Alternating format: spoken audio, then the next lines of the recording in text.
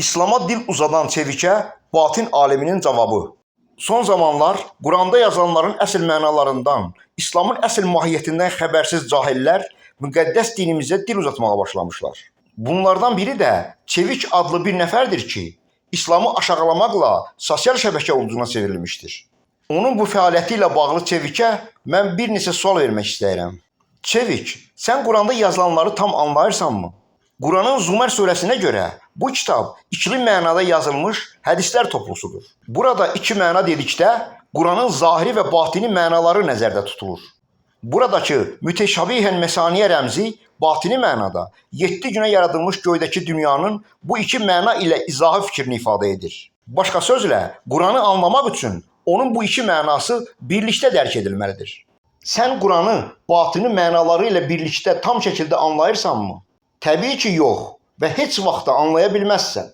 O zaman nədən danışırsan? Bu, iki məchullu məsələ kimidir. Məchullardan biri tapılmasa, cavab heç vaxt düz ola bilməz.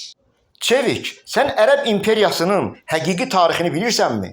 Sənin məlumatın varmı ki, Ərəb xilafətini Bizans, Şərqi Xristiyan, Erməni, Qədim Rus və s. mənbələri Aqar, yəni Həcər dövləti, İsmaillərin dövləti adlandırırdı. Tövratda bu İsmaillər Median və Gelat eli ilə bağlı qeyd olunur ki, bizlərə bu el Midiya və Xilat Atabəkilər eli kimi məlumdur. İslamda Median Mədinə, Gelat isə İfrat şiələrin Gelat eli kimi keçir. Həcər dövləti də Sufi məntiqində Qazar dövləti anlamındadır. Bu deməkdir ki, Ərəb xilafətini indiki Ərəbistan ərəbləri yox, Azəri Seydibəkləri Azərbaycanda qurmuşlar. Başqa sözlə, bildiyimiz Ərəbistan tarixi başdan ayağa cəfəngiyatdır. Təbii ki, sən bunları bilmirsən. Çünki yazıların ancaq hərfi mənalarını anlayırsan. Hərfi, yəni zahiri məna isə özlüyündə sadəcə nağıldır. Tövratın izahını verən Kabbalada yazılar 4 səviyyəli qeyd olunur ki, Pardes adlanan bu səviyyələrin yalnız batini, sod səviyyəsini anlayan şifahi Tövratı dərk edir və məhz onlar cənnət əhli hesab olunur. Sənin kimi insanların bu batini mənaları dərk edə bilmədiyi üçün qədimdə Bibliyanı adi insanların oxuması qadağan edilmişdi. Buna görə 16-cı əsrdə yaşamış Varmiya yepiskopu Kardinal Qozi demişdir: Bibliyanı xalqa oxumağa vermək, müqəddəs şeyi itə vermək, mürvarini donuzun qabağına atmaq deməkdir. Çünki adi insan yalnız zahiri mənanı anlayır. Necə ki, sənin kimlər bugün Quranın hərfi mənalarını müzakirə edib, onu yalanlayırlar. Quranın əsl mənaları isə batini mənaları ilə birlikdə açılır. Batini məna metafizikadır və Seyid Bəklərin əcdadı Bəşdüz Əmanın göydə ilahdan yaratdığı el, yəni el-ilah, Allahla bağlıdır. Assur mənbələrinə görə eradan əvvəl 7-ci əsrdə Midiya göylərində əcdadlarımız Şərqin Ərəbi ölkəsi yaratmışlar. Alban mənbələrində bu Ərəbistanın yaradılması mələklər nəsli üçün müqəddəs səhranın tikilməsi kimi qeyd olunur. Mələk dedikdə isə ölümsüz Seydbəklər nəzərdə tutulur ki, bunlar da Azəri İsmaillərin nəslidir. Onların magiya ilə göydə yaratdıqları Şərqin Ərəbi ölkəsi bizlərə Həsən ibn Sabbahın Ələmüd qalası kimi məlumdur. Məşhur Sufi Sühraværdinin Şərq İşraq fəlsəfəsi göydəki mələklər dünyasına, yəni mələkut aləminə əsr olunmuşdur. Sabbahın burada ikinci həyat qazanmış ailəsi olan asasinlər isə mənbələrdə məlahi, mülhid və s. adlanır və bu da mələk deməkdir. İsmaillərin göydəki bu dövləti digər mənbələrdə şiə batiniyyə, məlahi də şiə batiniyyə, yəni mələklərə çevrilmiş ruhların bətin, iç dövləti anlamındadır. Kitab-ı Dədə Qorqudda bu batin dövləti Oğuzun içində zühur etmiş Təman vilayəti adlanır.